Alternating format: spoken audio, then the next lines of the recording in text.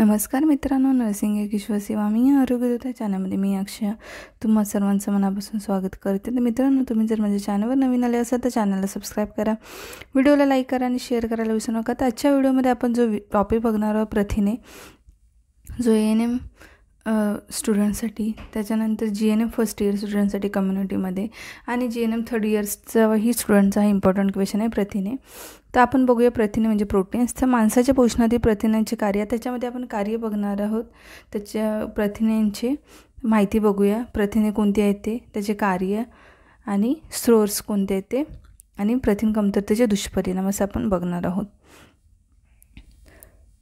तर माणसाच्या पोषणातील प्रथिनांचे कार्य निर्विवादपणे महत्त्वाचे. सर्व प्रकारची प्रथिने ही कार्बन, हायड्रोजन, ऑक्सिजन, नायट्रोजन आणि सल्फर यांच्या वेगवेगळ्या प्रमाणापासून बनलेली असतात.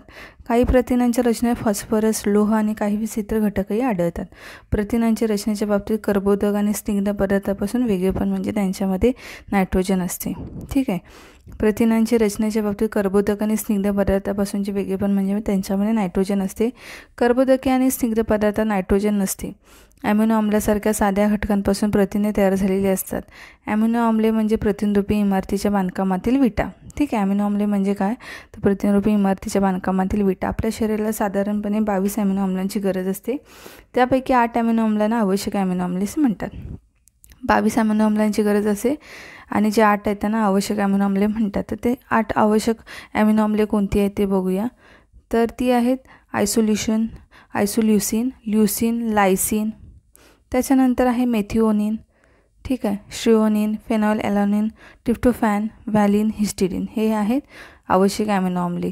आता प्रथिनांचे कार्य काय आहे, तर शरीराला प्रथिनांची गरज खालील कारणांसाठी असते. वाढ आणि विकासासाठी आहारातील प्रथिनापासून आपल्या शरीराला आवश्यक असलेली ॲमिनो आम्ले मिळतात. ठीक आहे. वाढ आणि विकासासाठी आपल्या आवश्यक शरीराला जी असलेली असतात प्रथिने ते आपल्या शरीराला आवश्यक असतात, जे वाढ विकासासाठी उपयोगी पडतात. अमिनो आम्लाच्या विटापासून प्रथिनरूपी भिंतीचे बांधकाम होते आणि आपल्या शरीराची इमारत मजबूत आहे. त्याच्यानंतर शरीरातील ऊतीच्या डागडुजी व संवर्धनासाठी आपल्या शरीरातील सतत विघटन होत असते. त्याची जागा भरून काढण्यासाठी आहारून त्याचा सतत पुरवठा झाला पाहिजे. अँटीबॉडीज म्हणजे अंतस्राव, हार्मोन्स आणि विकारांच्या एन्झाईमच्या निर्मितीसाठी अँटीबॉडीज, अंतस्राव व विकारांच्या रचनेत प्रथिनांचा समावेश होतो. म्हणूनच शरीराला त्याची निर्मिती करण्यासाठी आवश्यक प्रथिनांची गरज असते. ठीक आहे. त्याच्यानंतर सोर्स कोणते आहेत प्रथिनांचे, तर प्रथिने मिळवण्यासाठी आहाराचे महत्त्वाचे स्रोत आहेत, 2 आहेत. त्यातला आहे प्राणी स्रोत आणि वनस्पती. प्राणी स्रोत कुठले, दूध, अंडी, मांस, मासे इत्यादी.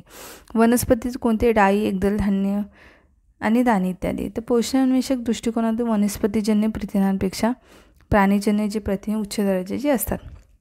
कारण की प्राणीजन्य प्रथिनांमध्ये आपल्याला शरीराला हवी असलेले सर्व आवश्यक ॲमिनो आम्ले उपलब्ध असतात. प्राणीच्या प्रथिनांपेक्षा म्हणजे पोषणविषयक दृष्टीने वनस्पतीचे प्रथिनांपेक्षा प्राणीजन्य प्रथिने जी असतात ती उच्च दर्जाचे असतात. कारण का, तर त्याच्यामध्ये आवश्यक ॲमिनो आम्ले उपलब्ध असतात. परंतु प्राणीजन्य प्रथिने वनस्पतीच्या प्रथिनांपेक्षा महाग असतात. तसेच त्यांचा पुरवठा अपुरा असतो. ठीक आहे. प्राणीजन्य जे प्रथिने त्याचा. त्याप्रमाणे भारतातील काही जमातीमध्ये धार्मिक कारणासह अंडी, मांस, मासे अशासारखे प्राणीजन्य प्रथिने खाणे निषिद्ध मानले जाते. त्यामुळेच भारतासह जगातल्या अनेक भागात प्राणीजन्य प्रथिनांचे सेवन फारच अल्प प्रमाणात होते.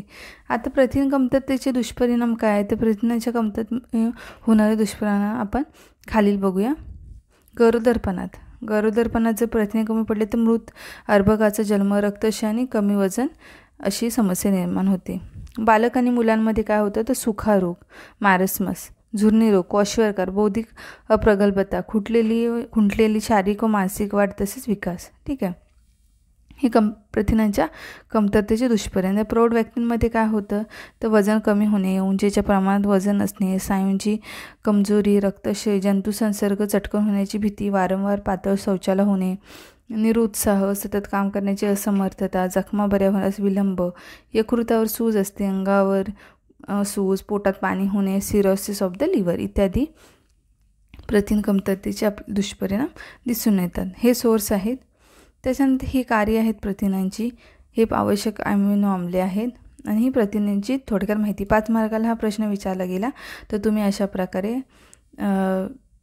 थोडक्यात माहिती लिहू शकता. तुम्हाला लिहिता आली पाहिजे. प्रथिने जर लिहिलं, प्रोटीनवरती टिपा लिहामध्ये प्रोटीन्स. ठीक आहे. तर ही सगळी माहिती तुम्हाला लिहायची आहेत. किंवा कार्यप्रथिनांची कार्य लिहा, तर तीही कार्य लिहायची आहेत.